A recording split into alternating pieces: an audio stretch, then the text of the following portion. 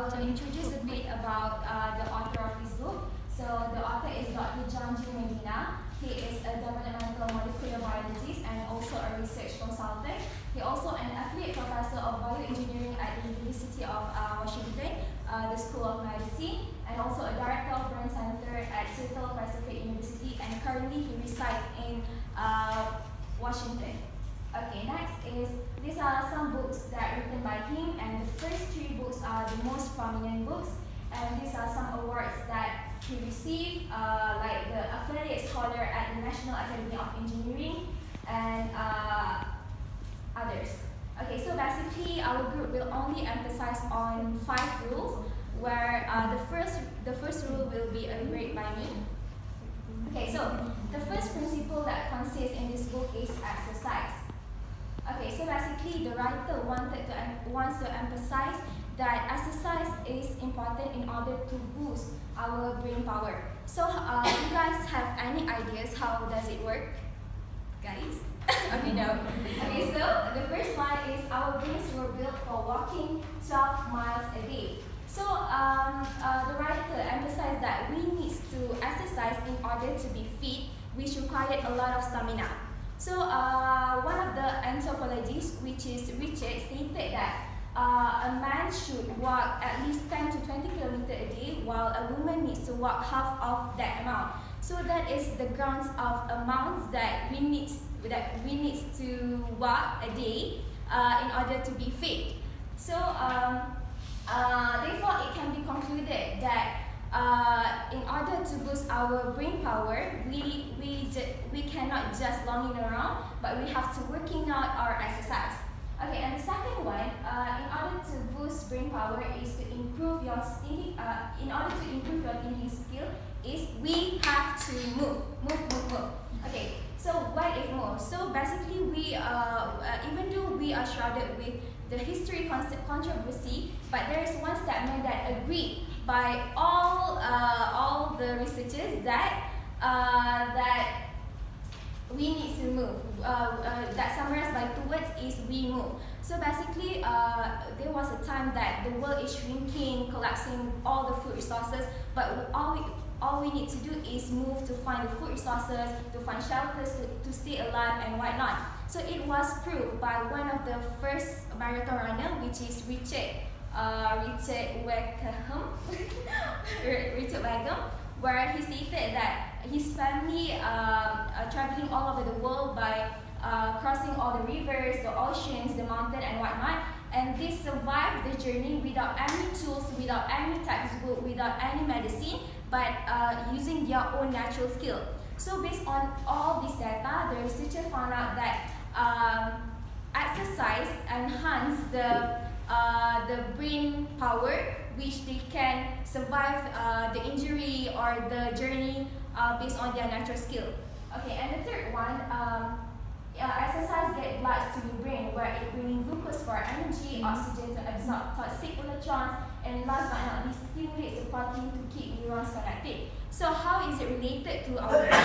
Is when we exercise, it will increase the blood volume in our main part of the brain, which is the memory formation. Therefore, if we exercise, the blood will get to your brain.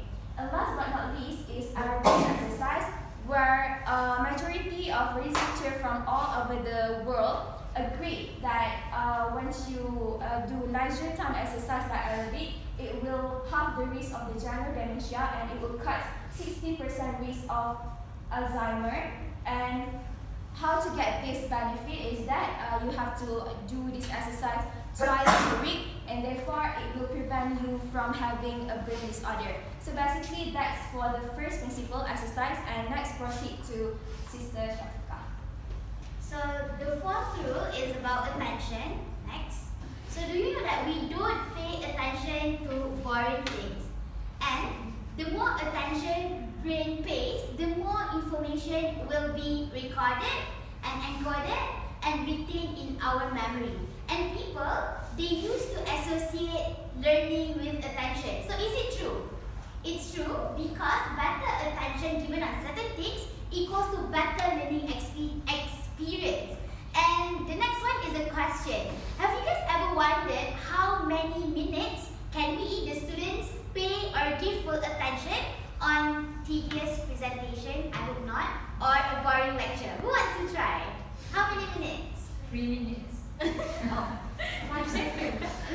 No, sorry Alia, but you are able to pay attention up to 10 minutes. And the last point, actually I quoted from the book because I found it's very interesting that if keeping one's interest is a business, it would have an 80% failure rate. It really shows how hard it is to grab everyone's attention in this class to listen to what we're talking about next.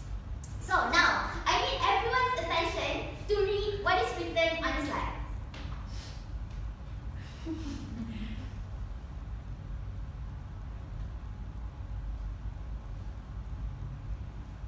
Okay, done.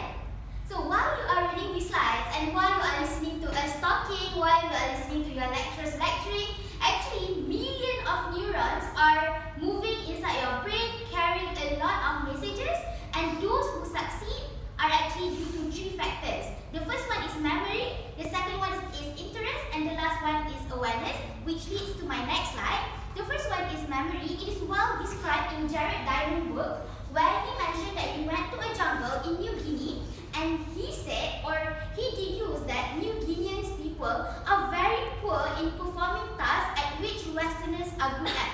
But they are not highly stupid.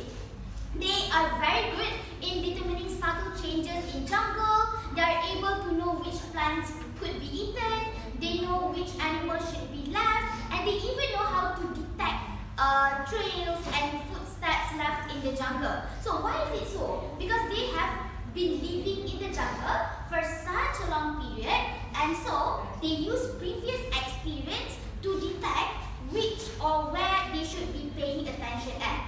The next point is about interest. So interest creates attention, or attention creates interest. If you are speaking on behalf of the marketing department, then your answer would be the latter. That's why if you see the advertisements, they are trying so hard to make it as fun as possible, as interesting as possible, so that they can grab our attention, and then it leads to spark our interest, and then we end up buying their products. And the third one is about awareness. It is well described in Dr. Oliver's book, where he mentioned that there's this one person, a lady. She used to be a cheerful lady. She used to be very humorous, and then she had a stroke. So the left side of her body couldn't function. So the only part of the body that could function is on the right side.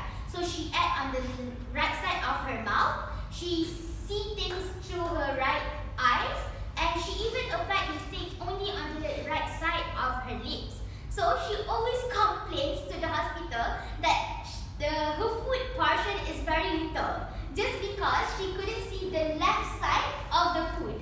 So what they did is, the nurse had to turn the plate so that she could have a look at a bigger picture. So this is why it mentions here that we only pay attention when we are aware of that. Next. So what's going on in our heads when we turn our attention to something? These 4 things take place when we want to do something. Let's say, if you want to finish or do your assignment, but at the same time, you are downloading your movies, you are listening to your music, you are waiting for your lecturers to reply your emails, and if you shift the task, these 4 things will take place in sequence. And these 4 things actually take several seconds to do so. So by doing or by multitasking, it actually takes a lot of time, which leads to my next slide. Number 3, as you can see, the brain cannot multitask. And a person who is interrupted takes 50% longer to complete a task and make up to 50% errors. Even though we've been brainwashed that you need to multitask, but it is actually not good for our brain. It is not about we can still walk and talk, we can still read and read, because these actually emphasis on the ideas of attention and learning. And next, meaning before details, the most important thing is that we don't remember dates, but we remember moments. So I pass the floor to my friend, Zubaida. Okay, so what is the one thing that all of you really want right now? Sleep. That's true. So I believe that sleep is our favorite activity to do as students, as most of us are lacking in sleep. So firstly, we need to understand how does our brain work when we are sleeping, so that we can finally fully utilize our sleep. Next. So your brain does not really rest even when you are sleeping. You consider yourself as resting, but your brain is actually not resting, because if it's resting, that means you're dead. So your brain only produces the lowest activity during non-rapid eye movement sleep, which is in your deep sleep. That is usually around 1/3 of the day when you're sleeping. So Randy Gardner is a subject to an experiment to Professor Dement, and then his mentor, which is Nathaniel Friedman. Professor Dement studied Randy Gardner, who didn't sleep for 11 days straight. So what happened to him was that he started to lose his motor skills, his cognitive skills, and in overall, he basically just malfunctioned as a human. And then Nathaniel Friedman, he found out about process C and process S in our brain. So process C is the process that helps us to stay awake, and process S is the process that helps us to stay sleeping. So if you are awake right now, it's because your process C is helping you to stay awake. And if you're sleepy right now, which means your process S is starting to win, because process C and process S is a continuous battle between these two processes. So, for example, if Muir is sleepy right now, meaning process S is starting to defeat your process C. And then Nathaniel Friedman also found out about biological clock in our body. So, in order for us to stay awake or to stay sleepy, it doesn't matter of your environment, it's actually your biological clock. Your own body has its own time system. That is in our suprachiasmatic nucleus in our hypothalamus.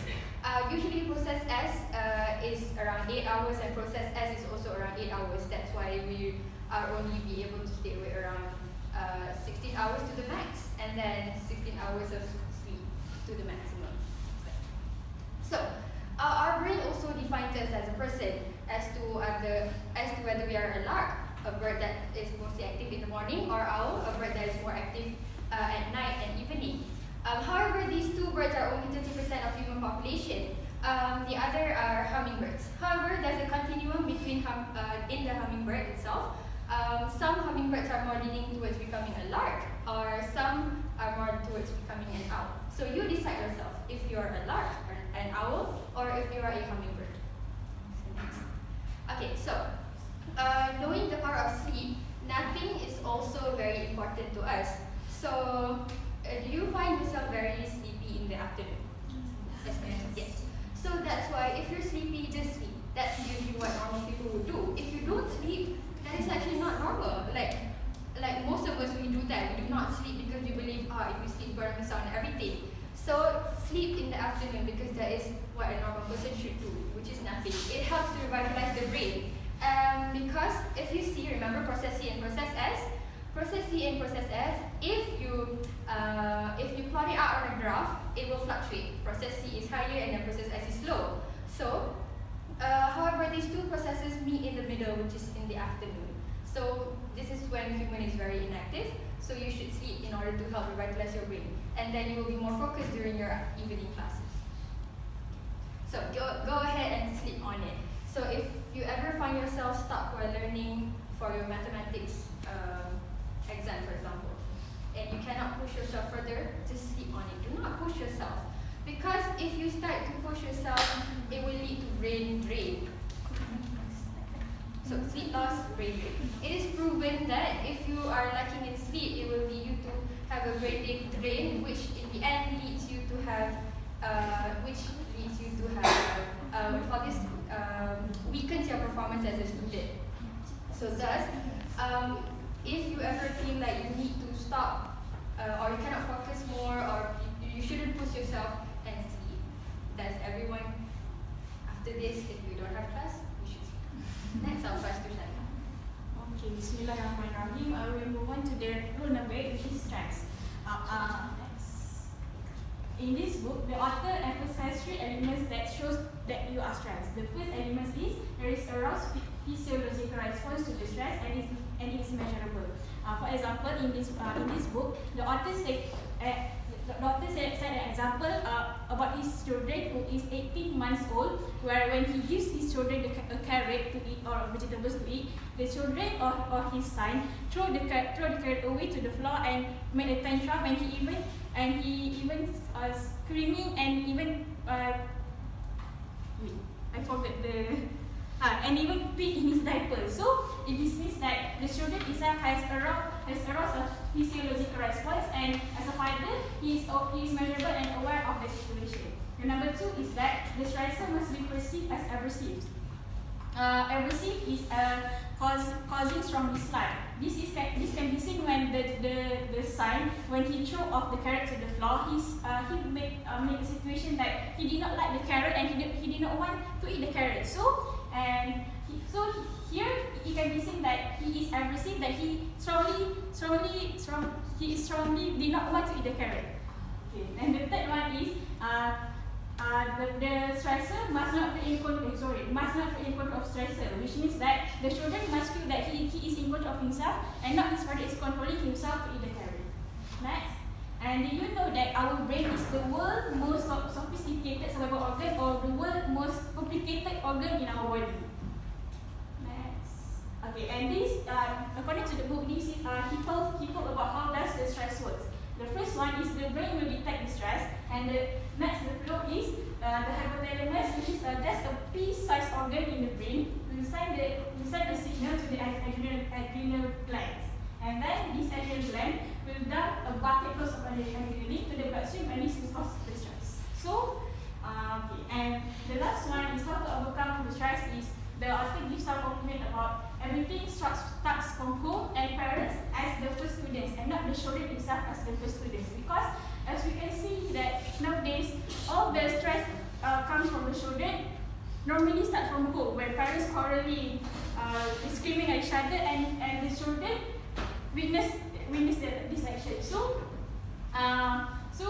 he emphasized that parents must first be able to control the emotions so that the children will not follow their steps. That's all. Okay, so the next brain rule is about vision. So first one, vision reads all other senses. You know that we actually see with our brain and not with our eyes. So basically that is what I get from this book. So sorry. Okay, so one example or evidence that the writer provides in this book has something to do with wine tasting, right? Okay. Have you ever heard the words they use when they taste the wine? So to the untrained ears, the vocabularies that they use to describe the wine might seem pretentious, or I might say dramatic. Okay, this is one. Aggressive complexity with just a subtle hint of shyness. Does that seem shy to you? Or aggressive? No, right? So this is actually what the writer once said at a wine tasting session, in which he was mistakenly invited and subsequently escorted out the door because he was laughing so hard when he heard that. So, but these words are taken very seriously by the professionals. Specific vocabs exist for each red and white wine. So, a group of brain researchers in Europe did an experiment to see how objective this wine tasting could be. So, when their visual sense is altered, would their highly trained tongue, a delicate tongue, could see through the facade, or would their noses be full? So what they did is that they dropped odorless, tasteless red dye into the white wine and gave it to several wine tasting professionals. And the outcome is that each and every one of them described the altered white wine with vocabularies used for the red wine, in which it proved that the visual output that they get trumps over the other highly trained senses. And next, visual analysis. What we see is what actually our brains tell us what we see. So many people think that our visual system works like a camera, simply processing the raw data provided by the outside world. However, we actually experience our visual environment as a fully analyzed opinions of what brains think is out there. Okay, so So this visual system has many steps. The retina assembles photons into a movie-like streams of information, and then the visual cortex processes information and other regions responding to the motion and so on. And finally, all these informations are combined together to see what we see. Fascinating, isn't it? In just a split second, all the steps happens and to see what we see right now. But if something happens that the image, the functions, we have to bear its consequences. For instance, damage to the region responding to motion causes the inability to see moving object as actually moving. Just imagine when we want to cross the road with all the speeding vehicles, but what we see is actually not what's happening. So that would be very dangerous. So, and the last one, we work better when we see pictures. So, okay, the more visual the input we get, the more likely it will be recognized and recalled. And one of the reasons is because our brain sees words as a lot of tiny pictures, which means it will take a longer time and need more effort for us to digest what we see.